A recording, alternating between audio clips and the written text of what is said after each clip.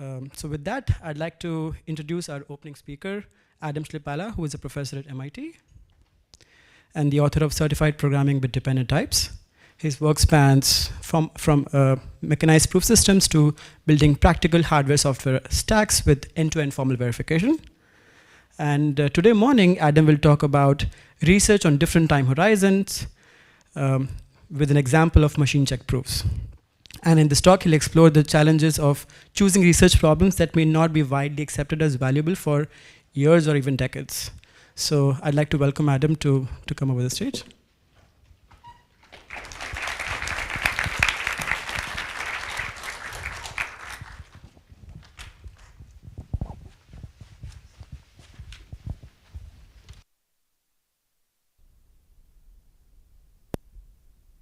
Hello, everyone. Is my mic on now? No? Okay.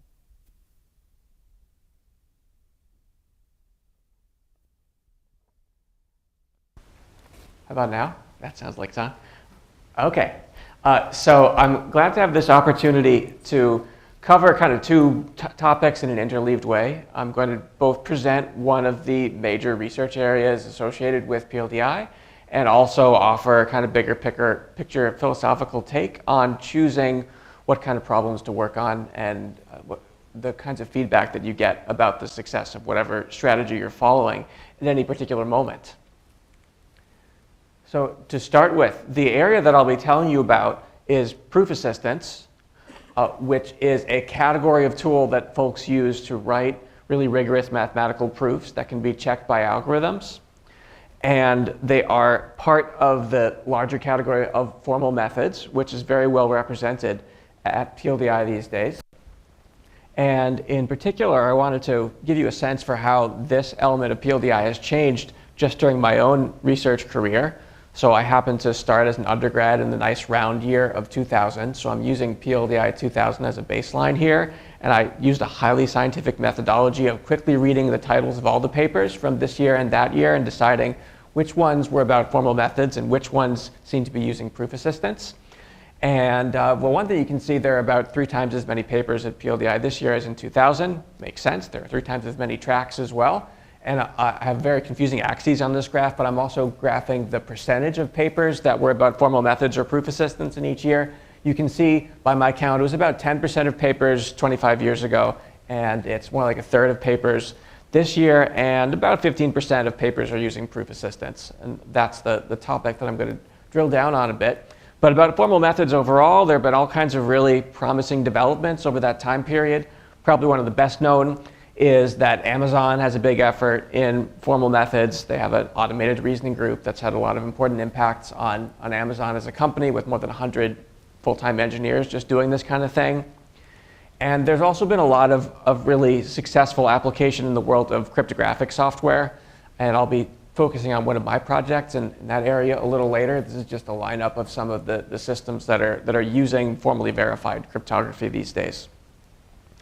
Okay, but now I'm going to step back a bit more and take an even longer view than just PLDI over the last 25 years. Here's a handy graph about the growth of the world population over tens of thousands of years.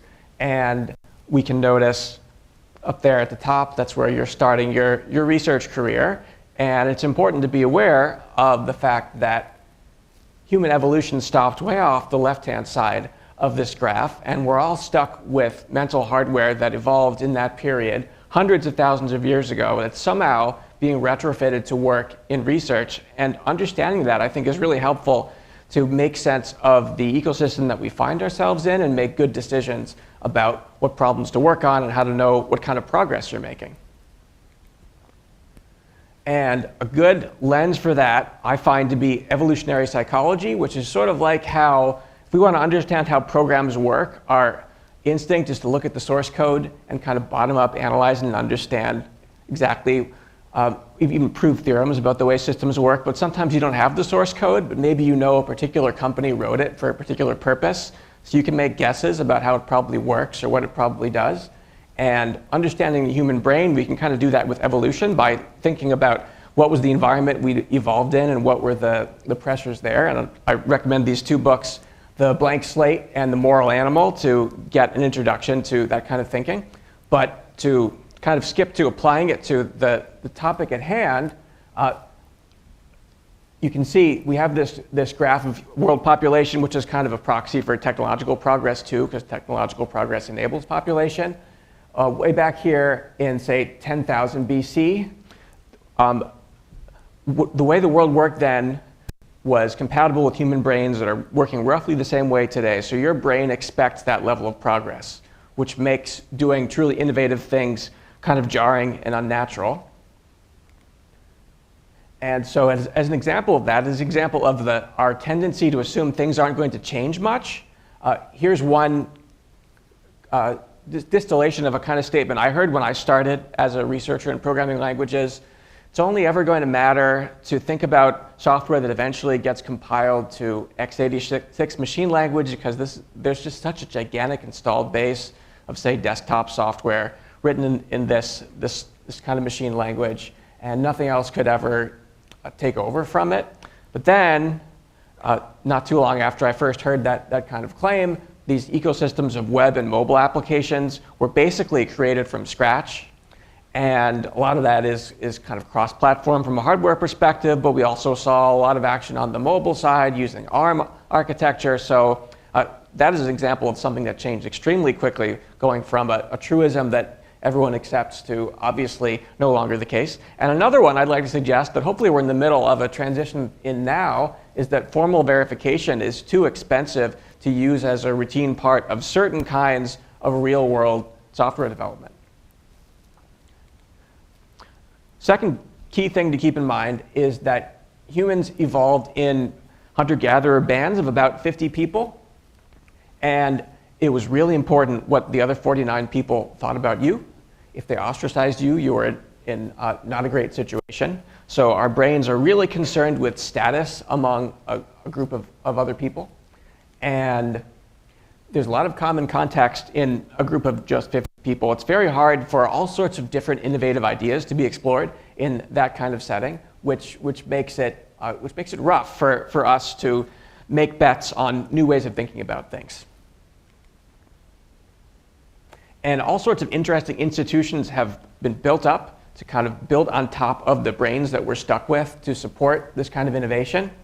And students and researchers throughout their careers often find these institutions kind of unnatural and uncomfortable, from the way that we fund research to the way that we use a publication system to kind of both disseminate and evaluate research, to the ways that we hire people in research positions and decide on promotions, and even aspects of the adjacent world of support for startups that can take research ideas and turn them into products. So if you think about what would be a statement you can totally get away with making in the tech industry today, it makes sense in principle that we'd want to do mathematical proofs that compilers are correct. But come on, we're building a product. It has to ship in 6 months or something. Obviously, it is slower and more expensive to build compilers with machine check proofs. So this is kind of a goofy academic idea. I would suggest that to some extent, a statement like this is a rationalization from the fact that what folks would typically be thinking is, if I go to a party in Silicon Valley and I tell people I work on compiler verification, they're going to think I'm a low status person. This is not an idea that matters. It's very poorly understood what it even means, and it doesn't seem to be used at popular companies. So this is not a path to riches or acclaim. And the challenge here is that when a new idea is early in its curve of development and eventually being adopted in the world, the only people who can tell it's a good idea are the subject matter experts. And so the vast majority of people you run into whose opinions you might care about don't have access to the easy heuristic of just checking if enough big name companies are relying on a particular technical idea today. And so they're just going to kind of by default dismiss new ideas before they make it over a crucial point in the curve of adoption. So I would argue this means that for a certain kind of research that I'm going to make the case for here, you have to thread the needle between, on the one hand, trusting the expertise that you've developed to think deep thoughts about which new approaches are someday going to be practically valuable. And on the other hand, having humility to know that you can't just analytically predict all the aspects of how new ideas of this kind will play out in real engineering projects. You have to build prototype systems and see how they operate. But these are not products, by the way. They are prototype systems built to answer specific research questions, where there can be, almost by design, glaring holes that would keep them from being adoptable in real engineering projects with deadlines today. But they have to be real enough that you can answer the questions that you're setting out to answer. So this is a delicate balance to combine these two elements. And I want to situate this in a way of thinking about styles of research and research projects and topics that I don't think is widely enough used in the community. I'm going to use two axes. One of them is going to be short-term versus long-term. Think of this as how long it's expected to be before an engineering team in industry can responsibly use an idea and really predict when the project can be done and it's done on a reasonable timescale. And then let's also compare a theory versus systems axis, whether we're on the theory side concerned with, let's say, a mathematician's aesthetics of looking for inherently pleasing ways of thinking about systems and having them seem simpler than they were before, versus systems where we're building tools that, or thinking towards the eventual building of tools that will make engineering productive. So we know a lot of examples in the short-term systems category. Maybe you add an optimization to a widely used compiler, instant performance benefit for people in the real world, clear payoff there. And we're very familiar with long-term theory research. In programming languages, this might be something like, I figured out a new semantic characterization of an idea that just aesthetically seems simpler and draws new connections, and we're glad that we figured out this new perspective, though it isn't immediately clear how practice would change based on that insight.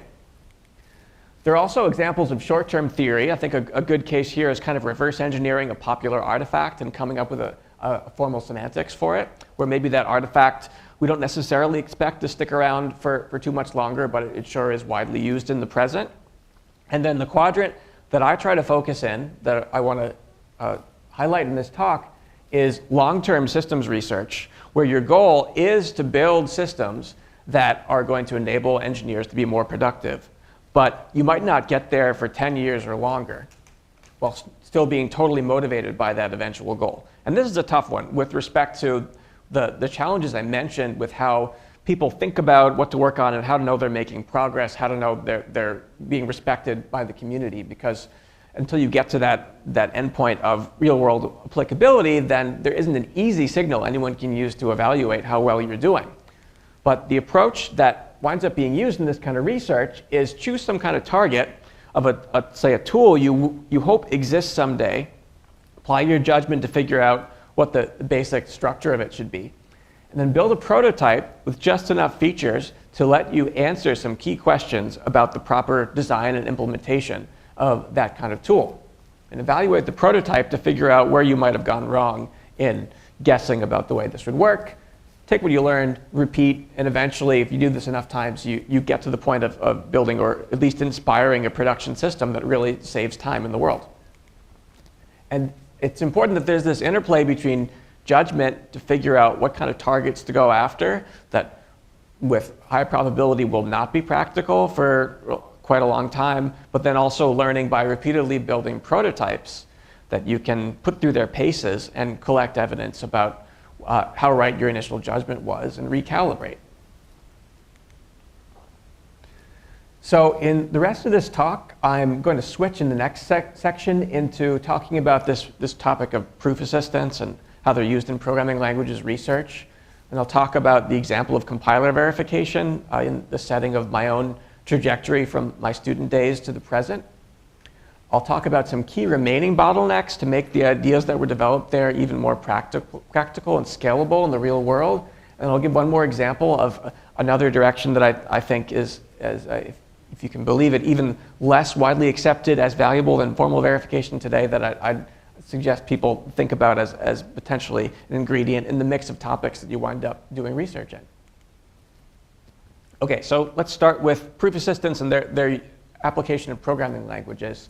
So early in the history of computing, people who were building and programming the first computers hadn't necessarily expected that it would be so hard to get programs right. There was a lot of focus on the hardware being the important part, and the software was kind of an afterthought. And then eventually folks realized that debugging programs was quite non-trivial, and in fact, software developers would tend to spend more time on debugging than writing the code in the first place. We definitely take that for granted today. So all sorts of approaches were developed to get better at finding bugs. There are totally unstructured approaches where you just kind of poke your program and think about it and eventually get it to be right. But we've learned that there are all sorts of software engineering techniques that can dramatically lower the costs and decrease the time required for debugging our systems. Techniques like testing and structured debugging. But whenever we apply them, we should always wonder, say if we're talking about testing, did my tests cover every relevant execution scenario? How do I even know what that means? How do I know if I've achieved the Platonic ideal of correctness? And these concerns naturally motivated the development of formal methods relatively early in the history of computer science, where we do mathematical proofs that systems meet specifications phrased as theorems. But still, there's all sorts of potential worries left with formal methods. What if the verification tool I'm using itself has a bug in it? Then I might lull myself into a false sense of security. Or what if the system software I rely on, like compilers and operating systems, contains bugs? What then? So kind of the ultimate place we wind up in this series of skeptical thoughts is end-to-end mechanized proofs, where we can really cover the whole scope of a system and the tools that are used to verify it. So what I mean here, breaking down some of these different words, mechanized proofs involve taking the source code of a real system and feeding it into a piece of software called a proof assistant. The one that I'm most familiar with is called Calc or Roc. It's kind of in the middle of a complex name change transaction at the moment. And we pair the source code with a specification, a theorem statement that expresses what we want to be true about the behavior of this program. And most importantly, we also have a proof written by an engineer, most commonly the author of the program, that step by step explains how to derive that specification given the source code. And an algorithm automatically checks that proof, so we don't have to trust the person who wrote it, and we also don't have to read the proof the way that we're used to with math proofs in the bad old days. And I'm talking about proofs of functional correctness, which means we establish deep program-specific theorems, not just saying something generic like this program doesn't crash, but instead saying something like this program computes the following mathematical function. These should be exactly the outputs that you see when you run it. And then finally, adding the element of end-to-end proofs involves taking complex systems, dividing them into layers, where every layer gets its own specification and proof, and we then compose them together to get whole system results, where in interesting ways we don't have to trust some of the internal details of even the specifications of some of these layers anymore.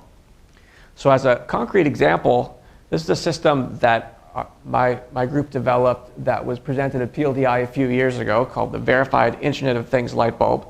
It's a real physical prototype, and on the top there is an Ethernet card that we use to communicate with the network, and on the bottom right is a power strip with a light bulb plugged in, and that power strip is connected to the FPGA over here, a kind of reconfigurable hardware that is interfaced with both of these peripherals. And when the right packet arrives over the network, the job of this system is to turn on the light bulb, and believe it or not, there's also a packet that turns it off. And we proved one unified machine-checked proof, or theorem, that everything that gets loaded onto this FPGA, a full digital stack of both all the software and a processor implementation, these pieces considered as a whole correctly implement a protocol of whether the light bulb should be on or off at each moment as a function of what has come over the network up to that point.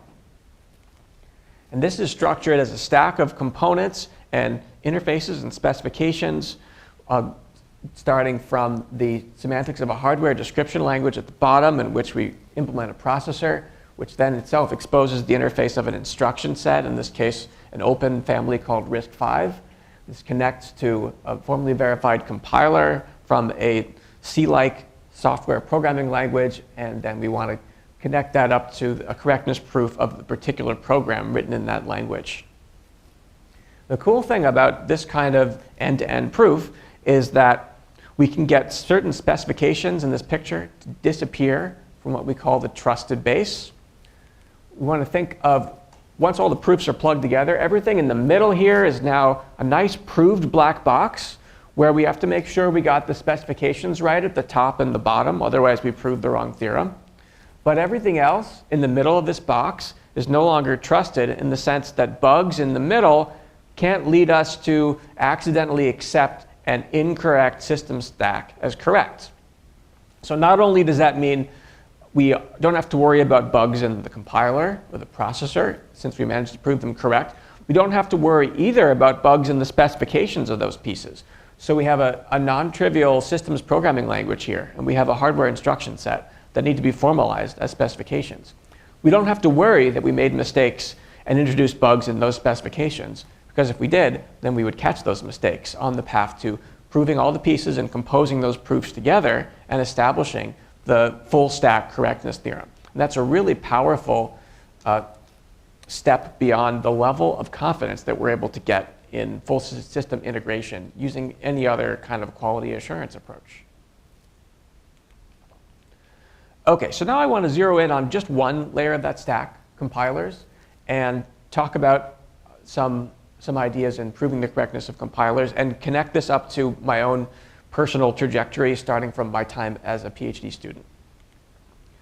So when I started working on this kind of thing, in theory, it was recognized that it was possible to formalize and prove the correctness of compilers, but it was broadly viewed as a pretty ivory tower kind of thing that wouldn't be practical and certainly wouldn't reduce the cost of developing compilers.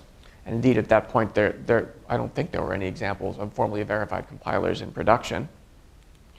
So I wanted to explore ideas that could lower the costs of using the tools that existed at that point to, with the highest level of rigor, demonstrate the correctness of compilers. And the idea I started out looking at was this idea of dependent type systems that was even built into proof assistants like the one calc that I was using, where we managed to reduce correctness of programs into type checking by using very expressive types. So my next set of slides are going to be bringing in examples of real conference talk slides from my time as a student and a postdoc. So here's one from ICFP 2006, thinking about programs that we don't trust, that we receive as binary code. We want to convince ourselves that they're safe to run. We might want to prove memory safety or even all the way up to total correctness properties of such programs. And we can use a variety of program verification techniques to analyze the code and become convinced about that sort of thing. I list a few here, which I won't go into detail what they do, but I will point out by today's standards, all these tools prove relatively weak theorems about programs, not nearly what we typically have in mind with full functional correctness today. But still, they can have bugs and lead us to make the wrong assessment about a program. So it's natural to think, who verifies the program verifiers and what techniques could we use to do that effectively? And I listed a few candidates here. And in particular, wound up studying how we use proof assistants to show the correctness of program verification tools. And the technique I was looking at is dependent typing. Here's a very tame example of it here, where we write a program with a static type that expresses what correctness means for this program. So in this case, the thing we do is we declare the function that we're writing as a proof goal in the theorem proving tool, calc in this case. And we use very expressive types like this one where I take a logical proposition, put it inside brackets, and use that to stand for basically proofs of that proposition, which this function is obligated to return when called. This function takes in a number and optionally returns a proof that the number is even. And so we write out the functional program computational content of this kind of procedure. And then we also intermix this with calls to scripts called tactics that are responsible for automating the construction of proofs of conditions that arise given the structure of the program. And various pieces of syntax in this code generate the proof obligations that we're proving in that way. And there's this interesting syntax inspired by monads from functional programming for chaining together different parts of a program that are constantly generating proof obligations and that need to be kind of composed together in the right way. And there are still a lot of fans of dependent typing in the SIGPlan community. I personally wound up deciding that this idea didn't really pay its way. I didn't feel like I got too much leverage by focusing on taking correctness obligations and shoehorning them inside typing. I felt like maybe more traditional mathematical theorem statements would still be more practical, but I liked the use of proof automation to handle the obligations that came about from programs.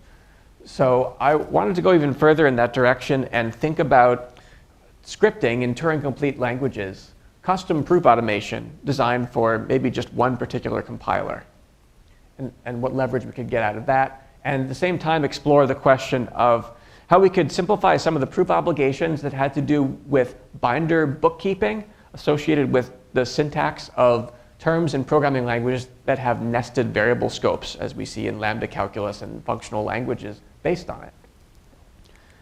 So I worked on this project that involved verifying a compiler for a statically typed functional language. And the main part I was dealing with was marked main compiler here, producing an idealized assembly language, and that gets pretty printed in the end, and is linked with some kind of garbage collector. And the structure of that main compiler is illustrated over there. These are a bunch of the standard kind of ways of compiling typed functional languages associated with papers like From System F to Typed Assembly Language that gradually get rid of higher order features and turn the code into more and more first order formats. So I wanted to do one machine check proof of that core of the compiler carried out in Calc and involving 5 different intermediate languages and proving not just the preservation of behavior, but also that if the initial program in the compiler is well typed, then as every intermediate language and even the target assembly language itself has a type system, also the programs produced at those levels are always going to be correctly typed. And so I wound up doing this in a style that's kind of like denotational semantics, but without the complexities of that idea that deal with non-termination and relatively fancy types.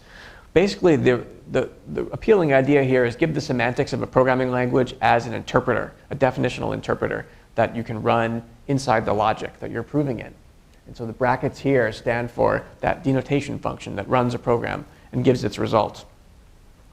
And so we do things like prove the correctness of a compiler by induction on the syntax of expressions E. And when we get to, for instance, the case for a let construct of the source language, we have to prove that the compiled version of let has the same meaning as the original let expression. And we get induction hypotheses saying the same kind of thing for the 2 sub-expressions of the let. So we can do a step-by-step equational derivation. With this first step here is just kind of unfolding the compiler case for let expressions. And then we can take another simplification step using the definition of the denotation function, the brackets here, and another step using just the meaning of lambda expressions. Then we apply our induction hypotheses to rewrite in this form to get things to look simpler, and then what do you know, this happens to be exactly the meaning of the let expression that we wanted to show it was equal to. So there are really 2 simple operations that we apply over and over again to handle proofs about a variety of compilers and language constructs in this style. We're doing partial evaluation, where we use the definitions of recursive functions that we're calling to simplify terms that aren't ground terms. We don't know the exact arguments being passed to these functions, but we know kind of their top-level structure with meta variables for the arguments being passed to that top-level structure. And then we use rewriting to, for instance, take the induction hypotheses here and use them to rewrite inside a term and simplify things. We can chain these together. We can write scripts that figure out the right heuristics for chaining these together. And I showed that it was possible to build those scripts inside Calc, which already has a proof scripting language called LTAC, already did at that point, and get much more compact proofs than had appeared in past compiler verification projects. So I decided that kind of scripted proof automation was a really important part of how this kind of idea could scale to, let's call them industrial strength compilers, where there are just so many details to keep track of. It's not going to work to write out every line of proof at a fine-grained level of detail manually. And I didn't even mention here the work that I did on automatically generating in a different way the bureaucratic lemmas that tell you properties of variable binders. I decided that was probably too much work. It would be better to even change the way we encode syntax in proof assistance in the first place so that we don't need to prove those lemmas, so that they're kind of true by construction. And that motivated developing an alternative encoding called parametric higher order abstract syntax, a variation of this original longer standing idea of higher order abstract syntax. I don't have time to talk about it in too much detail at all, but it uses ideas from type systems and functional programming to encode the way that the variable structure of a program works, so that, for instance, we are writing a compiler as illustrated here, and when we get to the case of compiling a variable node, we just pass off the variable to a continuation function k that was passed in, and all the typing just kind of works out. And when we have a compiler generating new variable binders nested inside each other, they're actually represented with the variable binding features of the language this compiler is written in, which really simplifies a lot of the bookkeeping and saves us from having to prove explicit lemmas about the structure of those binders. And it really paid off. We were able to show that the proof of a compiler in this style can be a lot shorter than in the prior work that had gone on. Okay, so at this point, this work happened a few years after I first started learning about some of the key ingredients in this kind of work. I took a class in functional programming in 2001 and a class using a proof assistant in 2002. And then the work I just told you about was happening in the 2007 to 2008 period, developing this idea of the kind of the right engineering choices for building formally verified compiler that would adapt naturally as you add new features to languages and compilers, not require a lot of really heavy manual proof work. And then this line of work continued and eventually got to the point in 2018 where we built a verified compiler in the style that turned out to be widely used in open source world. So let me tell you about the steps in between that got to that point. So an important event here was in 2014, there was a widely publicized security vulnerability called Heartbleed in the OpenSSL library, a very important piece of open source software which had been missed for years and had important consequences for leaking secret information in cryptographic software. And the Linux Foundation, a nonprofit that tries to promote the quality of open source software, decided that based on this shock to the community, it was a good idea to start organizing a series of workshops to bring together, on the one hand, academics studying programming languages and formal methods, and on the other hand, the maintainers of some of the most important open source projects that we depend on for aspects like cryptography. And I think it was kind of a stroke of luck for me to get invited to the first of these workshops and decide to participate. I definitely would invite all of you to consider not just participating in research conferences like this one, but find communities of practitioners out there that are both practically minded and open to new ideas from the research community, and find events like this to interface with them on. And you might learn about problems that you never would have run into otherwise, just looking at the list of papers at PLDI or POPL. And what I learned about in these events is that one important style of cryptographic software that was worthy of formal verification was something that sounded almost trivial. It was just doing arithmetic.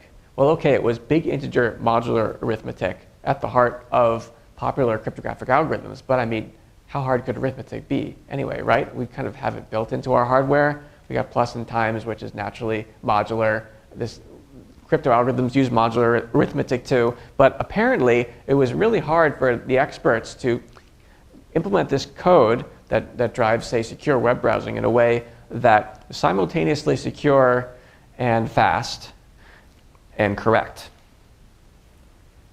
So the reason that was non-trivial is that if you think of the universe of cryptographic algorithms, there are a moderate set of different algorithms that are formalized in, say, internet standards.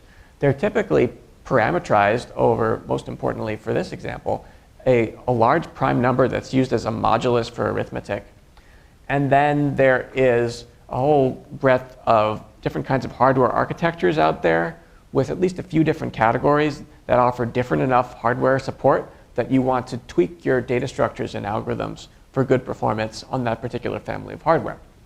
So when we started looking at this problem, the state of practice was that when you wanted to pick a different element of the three-way cross product with these three clouds that no one had picked before, you had to find one of a small population of experts who were going to write by hand the C or assembly code for arithmetic operations like multiplication to get it to be fast enough and secure, which just sounds really backwards compared to what we're used to in modern software engineering. As an example, the same algorithm gets compiled differently for standard 64-bit versus 32-bit hardware.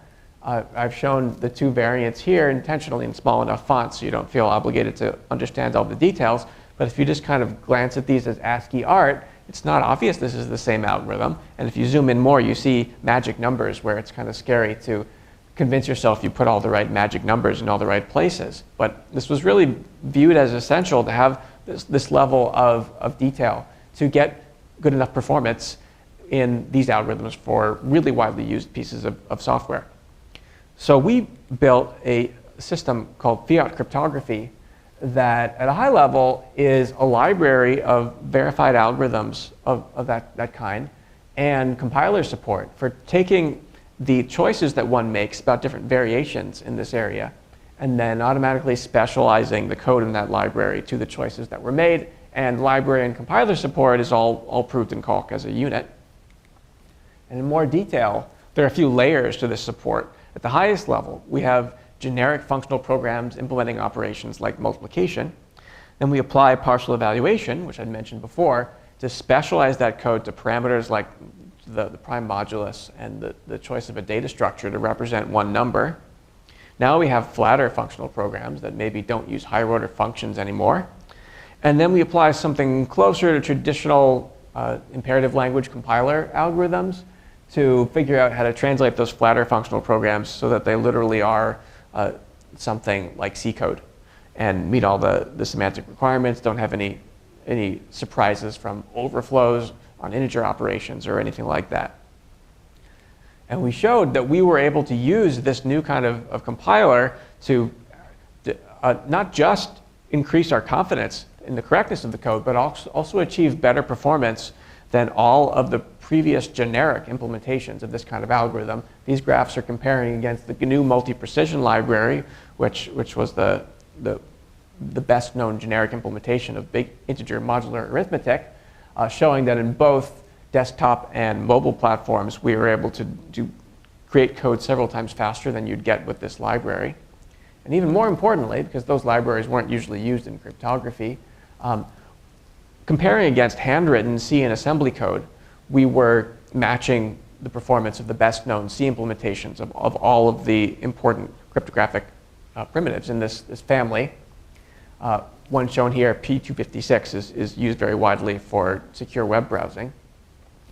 We were about a factor of 2 off from the best handwritten assembly code in this case, but hold that thought as we get a bit further along in the story.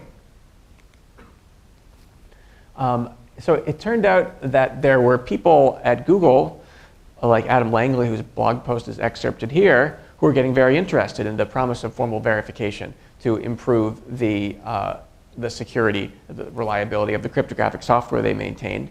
And working with those folks, we were able to, over a period of a few years, get these ideas tech transferred into Google with all the students on the project eventually doing either Google internships or joining there full time.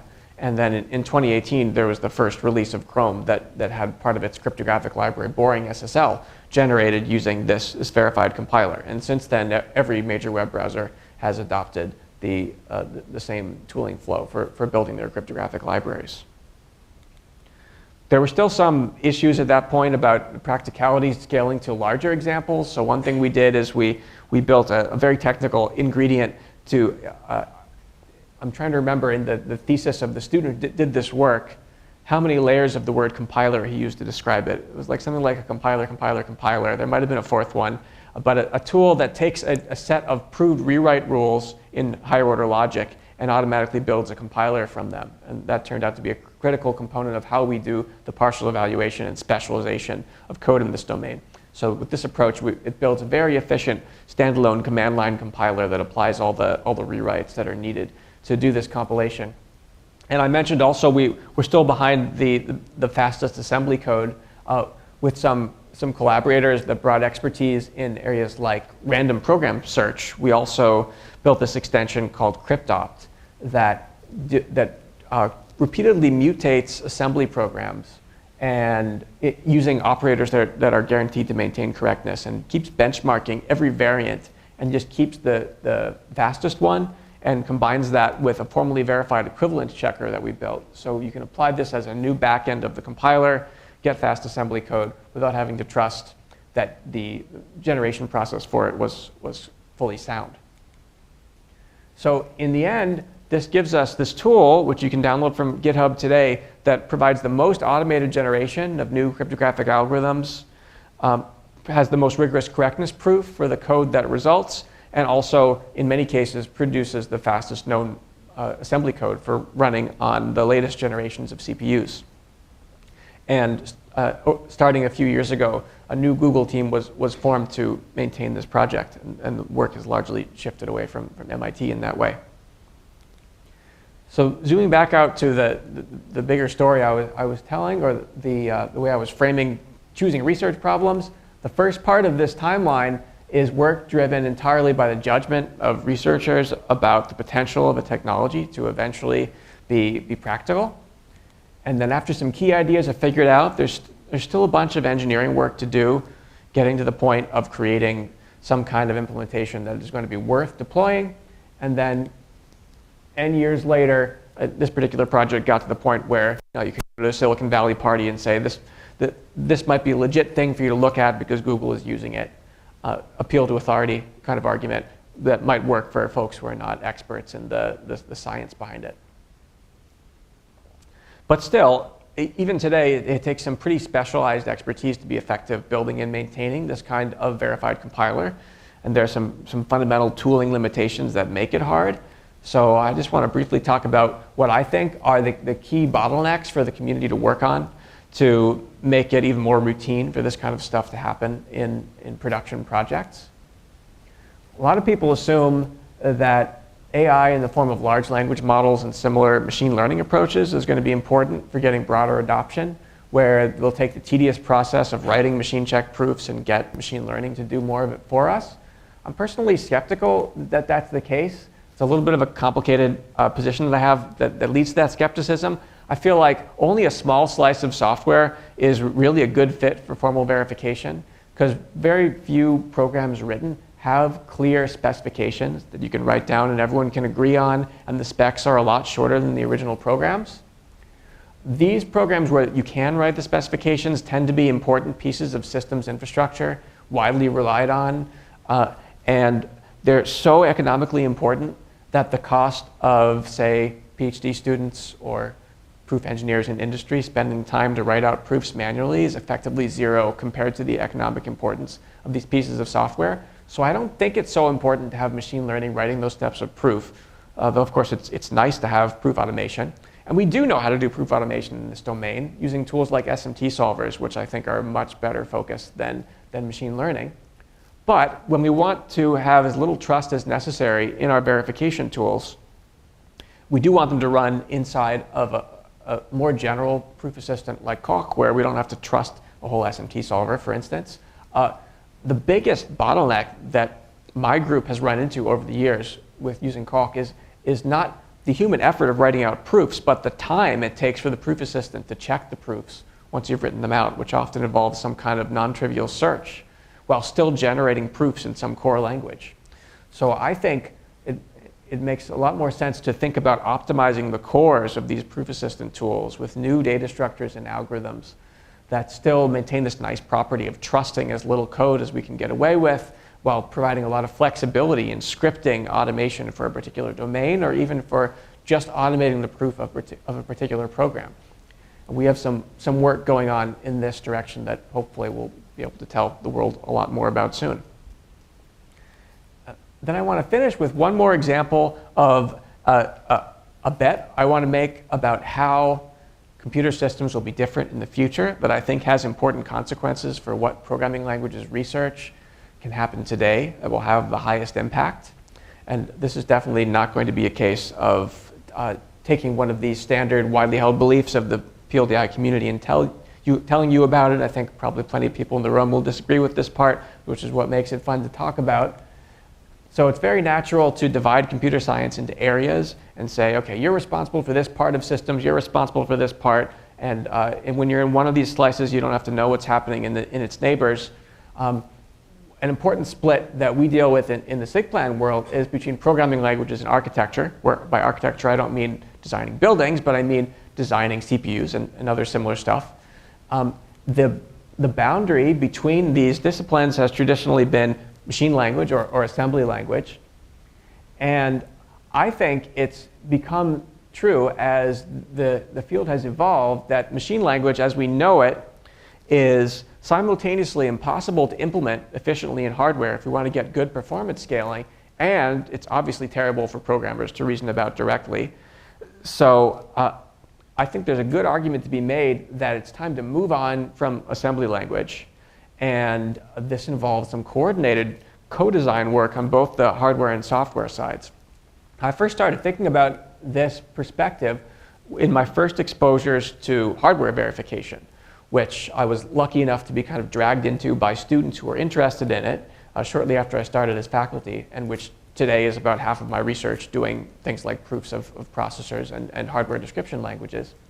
We did this project verifying a complete multi-core system with both processors and memory hierarchy being proved separately and then linking their proofs together. And here, I was just shocked to see all the work that goes on behind the scenes to provide the illusion that memory is a big array of bytes. It isn't.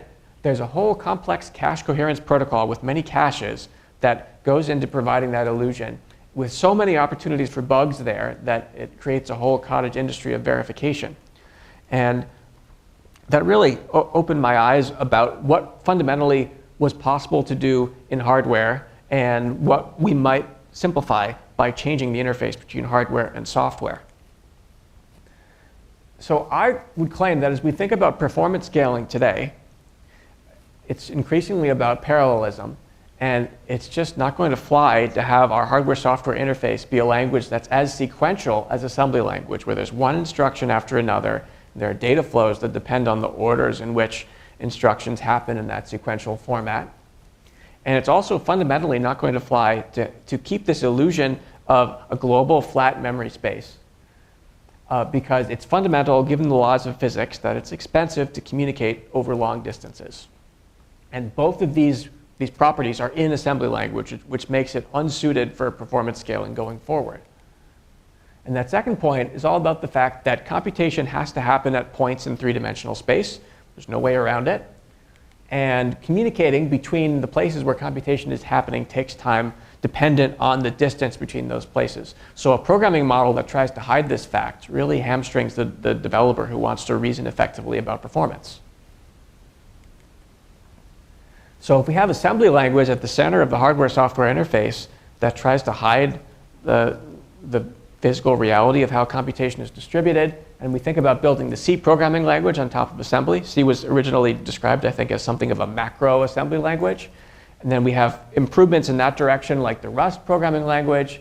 And down below, we expect we're interfacing with ideas like weak memory models, or even the broader idea of shared memory multi-core. I personally think all of these ideas and the directions they represent are incompatible with continuing to get good performance scaling.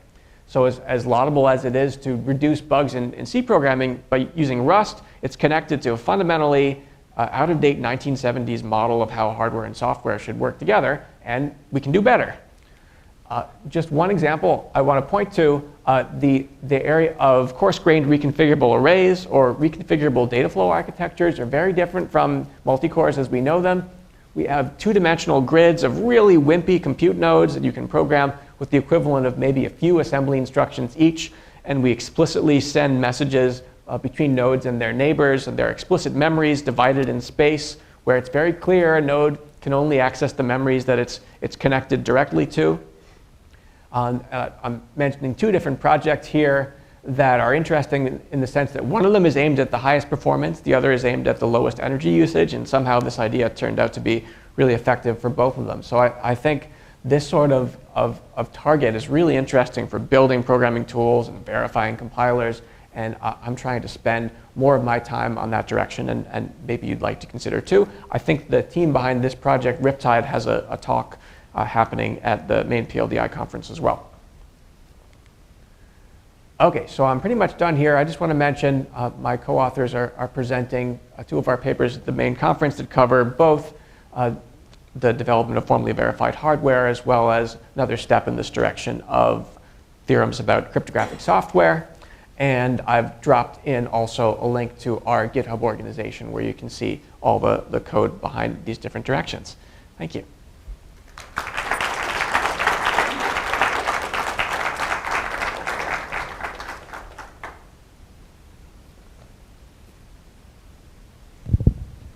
Any questions?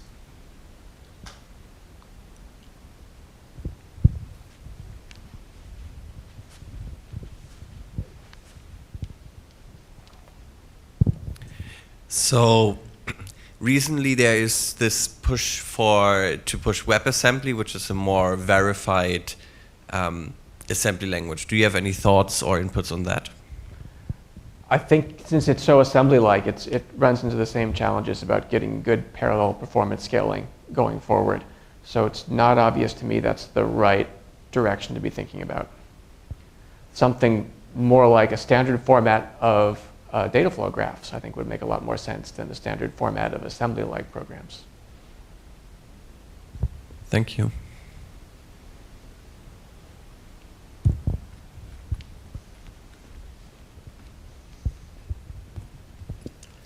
Thanks, talk, Adam. I had a question about, so this is clearly the case where some long-term research, works out. I was wondering both, what are some bets you took that didn't pay out? And then, is the strategy really to just have a ton of bets running at the same time, or picking a really good one and bunkering down on that? I feel like I've definitely benefited from a portfolio approach of having a bunch of things going on at once, where not all of them are going to pan out. For me, an important evolution, which I had pictorially here on one of the slides, was becoming increasingly disillusioned with dependent types as a good way of doing direct programming instead of just using them as an internal detail of proof tools. It's almost a rite of passage for students who work with me that they go too far using dependent types to try to specify too much of correctness in the original structure of a program, and it becomes really painful, and we have to take a step back and get less dependent.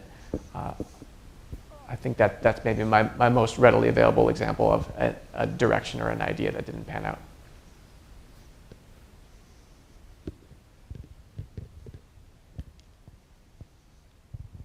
So you mentioned that you've benefited from this portfolio approach with many different ideas at once. At what stage in your career did that become appropriate for you? I imagine in my PhD I've found that kind of hard or a distraction, kind of my attention's too split. Sure. When did that become, appropriate for you? Yeah, I think a lot of PhD students who are headed towards being independent researchers would get involved with maybe 3 non-trivial threads of research at once by their last year, and it's hard to go much beyond that, and it depends on having fellow students who are going to do most of the work on most of the projects, and you really start to be a quasi-supervisor at that stage. But really, the idea of a portfolio approach is most compatible with being a research group leader of some kind, and not as much in being an individual contributor. Sure.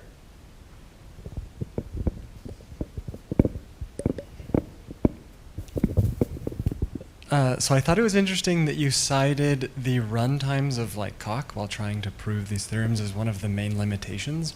Do you think the ecosystem around Coq and the other theorem provers is sufficient to just give it to developers to try and prove things themselves, or do we need to improve educational materials or the tools themselves that people would work with? It depends the kind of theorems you're proving. Mm-hmm. There's a very successful online book called Software Foundations that a lot of people self-study with and are up and running very quickly, proving all sorts of basically small-sized functional programs correct.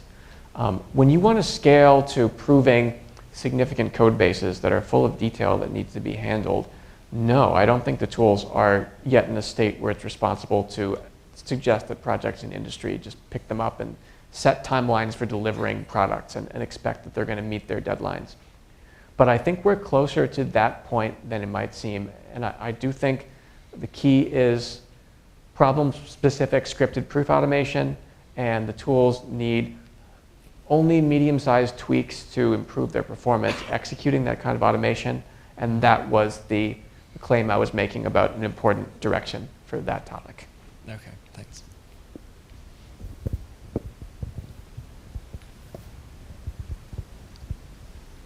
So I do have a question. So you alluded to to this thing that it's not a good idea to probably use some sort of data-driven language model style thing to prove your theorems automatically, especially for intricate software that is very important as well. This is about dependent types? Is that right? So the LLM stuff that you mentioned. Well, so got it. can you explain that again? I don't think I sort of completely got the point. Our proofs are just too easy in programming languages. We don't need the big guns. It's just so much detail work, which is so easy to automate. Is that about a particular kind of software? Because I can imagine, like, if I have a very distributed protocol, then sometimes its proof can get sort of complicated. But how many distributed protocols do we need? Well, it looks like people keep designing their own modifications as well. But still, given the economic value of each new one, if each one needs one PhD to work full-time for a year to prove it, I think that still works out as a totally fine cost model. I see. Okay, thank you. Seriously, how many new distributed protocols per day does the world need? I don't think it's that many. Makes sense. Any other questions? Okay, so let's thank Adam again.